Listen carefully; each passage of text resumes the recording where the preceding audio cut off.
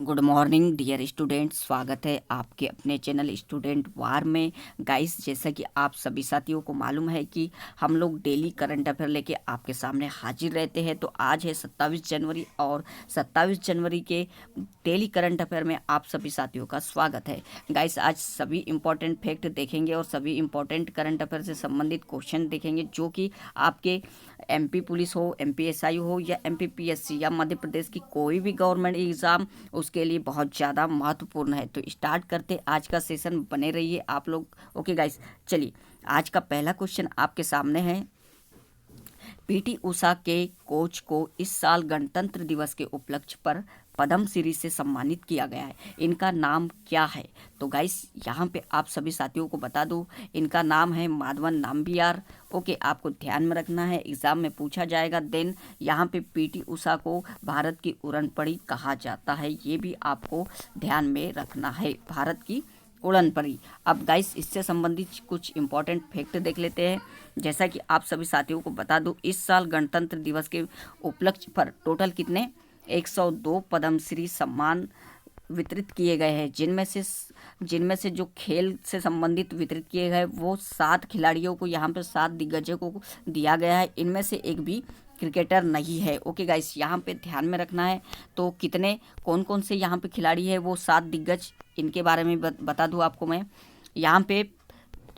चलिए ये देख लेते हैं हम लोग। ये रहे आपके 7 खिलाड़ी जिन्हें यहाँ पे पद्मश्री से सम्मानित किया गया है। तो यहाँ पे पहली खिलाड़ी है पी अनीता, जो कि बास्केटबॉल से संबंधित है। दूसरी खिलाड़ी है मोमा दास, जो कि टेबल टेनिस से संबंधित है। देन तीसरी खिलाड़ी अंशु जामसेनपा, जो कि पर्वतारोही है।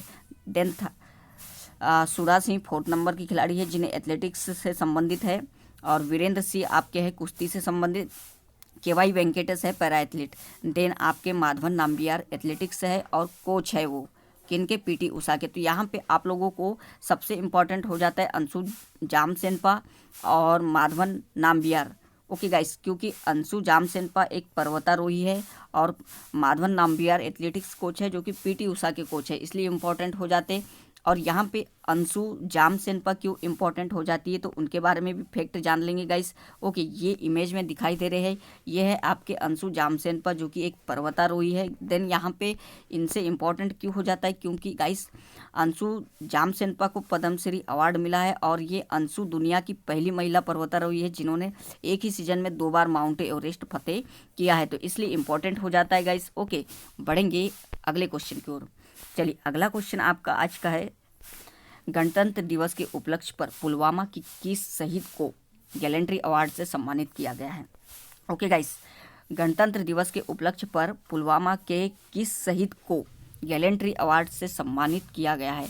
तो गाइस, यहाँ पे आपको ध्यान में रखना है, मोहनलाल को यहाँ पे सम्मानित किया गया है गैलेंट्री अवार्ड से। ओके, तो देखिए गाइस, यहाँ पे कुछ इंपॉर्टेंट जान लेते हैं। जो पुलवामा के शहीद मोहनलाल को है गैलेंट्री अवार्ड से सम्मानित किया गया है। ओके, जब 15 जून 2020 को जो झड़प हुई थी, कहाँ, पुलवामा में, वहाँ पे 20 जवान शहीद हो गए थे। इनमें से आपके मोहनलाल भी संबंधित थे, तो इन्हें इस साल गैलेंट्री अवार्ड से सम्मानित किया गया है। ओके, बढ़ेंगे अगले क्वेश्चन की ओर। अगला क्वेश्चन आपका है, इनमें से किस देश के सेना के दूसरे सबसे बड़े सम्मान महावीर चक्र से गणतंत्र दिवस पर सम्मानित किया गया है? इनमें से किसे ओके गाइस, इनमें से किसे देश के सेना के दूसरे सबसे बड़े सम्मान महावीर चक्र से गणतंत्र दिवस पर सम्मानित किया गया है? तो यहाँ पे आपको ध्यान में रखना है। ओके गाइस, इसका सही उत्तर होगा कर्नल संतोष बाबू को सम्मानित किया गया है देश के दूसरे सबसे बड़े सम्मान महावीर चक्र से। ओके, तो देखिए यहाँ पे ये रहे आपके इमेज में दिखाई दे रहे गाइस। ओके, महावीर चक्र से सम्मानित किए गए सेना, यानी जो देश के दूसरे बड़े सेना के सम्मान से इन्हें नवाजा गया है। देन यहाँ पे आपको ध्यान में रखना है, इन्हें मरणोपरांत महावीर चक्र और उनके साथ ही शहीद हुए 5 जवानों को वीर चक्र से नवाजा गया है। तो ये रहे आपके संतोष बाबू जिन्हें दिया गया है। और क्यों दिया गया है गाइस, तो यहाँ पे ध्यान में रखना है, गलवान घाटी में चीनी सैनिकों से हुई झड़प में शहीद हुए कर्नल संतोष बाबू को सेना के दूसरे सबसे बड़े सम्मान महावीर चक्र से सम्मानित किया गया है। ओके, देन उसके साथ 5 जवान शहीद हुए जिन्हें 26 जनवरी को वीर चक्र से सम्मानित किया गया। लद्दाख का गलवान घाटी में 15 जून 2020 को झड़प हुई थी। ओके गाइस, बढ़ेंगे अगले क्वेश्चन की ओर। अगला क्वेश्चन आपका है, गणतंत्र दिवस 2021 के उपलक्ष्य में भारत के नागरिक सम्मान पद्म विभूषण, पद्म भूषण और पद्मश्री का वितरण किया गया है। इनका क्रम क्या है? तो गाइस यहाँ पे आपको ध्यान में रखना है, इनका क्रम है 7, 10, 12, 7, 10, 102। ओके गाइस, यानी 7 पद्मश्री, सॉरी है ना, 7 की क्या दिया गया है, 7 आपके पद्म विभूषण दिया गया है, 7 आपके पद्म भूषण दिया गया है और 102 पद्मश्री से सम्मानित किया गया है। ओके, यहाँ पे कुछ इंपॉर्टेंट देख लेते हैं जहाँ पे पद्म भूषण से संबंधित है। तो सुमित्रा महाजन को यहाँ पे, जो कि मध्य प्रदेश से संबंधित है, पब्लिक अफेयर से, इन्हें भी पद्म भूषण दिया गया है।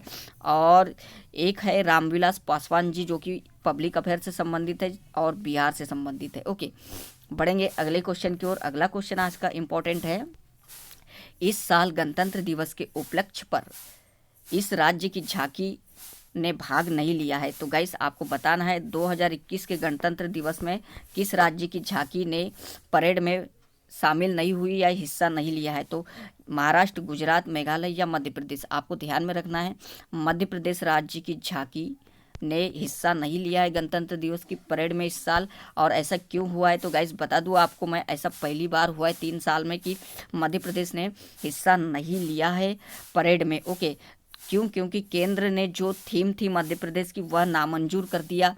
ओके गाइस, और थीम क्या थी मध्य प्रदेश की? तो आपको यहाँ पे ध्यान में रखना है, आत्मनिर्भर भारत की थीम थी, जिस पे केंद्र सरकार ने कोई भी प्रस्ताव या जवाब नहीं भेजा। इस वजह से मध्य प्रदेश इस साल शामिल नहीं हो पाया है।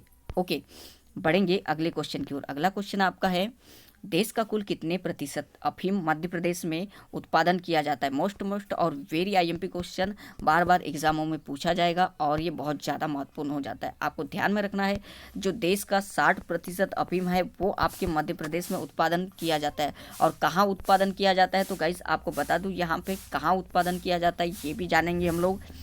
देखिए, अकबर के समय भारत में आई अफीम, किसके समय आई गाइस? तो अकबर के समय भारत में अफीम आई। और मालवा में, यानी आपके मध्य प्रदेश में किसने लाया? तो गाइस वो आपके अंग्रेज़ों ने लाया।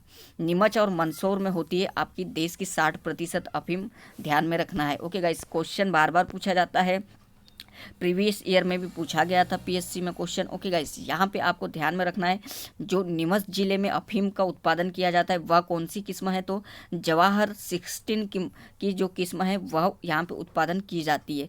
भारत में अफीम की खेती मुगल शासक अकबर के समय 1556 से लेकर 1605 में शुरू हुई। उस समय भारत में ही खेती की जाती थी, लेकिन जब 1773 में ब्रिटिश शासन में अंग्रेज़ों ने इसे कहाँ लाया? मालवा, यानी आपके मध्य प्रदेश क्षेत्र में लाया अंग्रेज़ों ने, ये ध्यान में रखना है। ओके, और कब? 1773 में लाया, ये भी ध्यान में रखना है, आपको एग्ज़ाम में क्वेश्चन देखने को मिल सकते हैं। देन आपका अगला करंट अफेयर है आपके सामने, गणतंत्र दिवस पर मध्य प्रदेश के किस पुलिस अधीक्षक को राष्ट्रपति पुरस्कार से सम्मानित किया गया? तो गाइस यहाँ पे आप सभी साथियों को ध्यान में रखना है, आपके अभिनव शर्मा जो कि एक पुलिस अधीक्षक है और इन्हें सम्मानित किया गया है राष्ट्रपति पुरस्कार से। तो ये रहे आपके इमेज में दिखाई दे रहे हैं, यही है आपके अभिनव नवाचार जी, जिन्हें आपका राष्ट्रपति के विशिष्ट सेवा पदक से भी सम्मानित किया जा चुका है। ये जेल अधीक्षक है और ये जबलपुर के जेल अधीक्षक है। और इन्हें क्यों दिया गया है? क्योंकि जो कैदी यहाँ पे रहते थे जेल में, उनको सुधारने का इन्होंने काफ़ी प्रयास किया है। ओके गाइस, अब बढ़ेंगे नेक्स्ट क्वेश्चन की ओर। नेक्स्ट क्वेश्चन आपका है, 2021 इकोनॉमिक में डबल डिजिट ग्रोथ करने वाला पहला देश होगा भारत। ओके गाइस, तो IMF के अनुसार कितनी इकोनॉमिक रहने वाली है 2021 में, ये आपको बताना है। ओके, कितनी इकोनॉमिक रहने वाली है, अर्थव्यवस्था में जो वृद्धि होने वाली है, ग्रोथ, वह कितनी होने वाली है? तो यहाँ पे आपको बता दूँ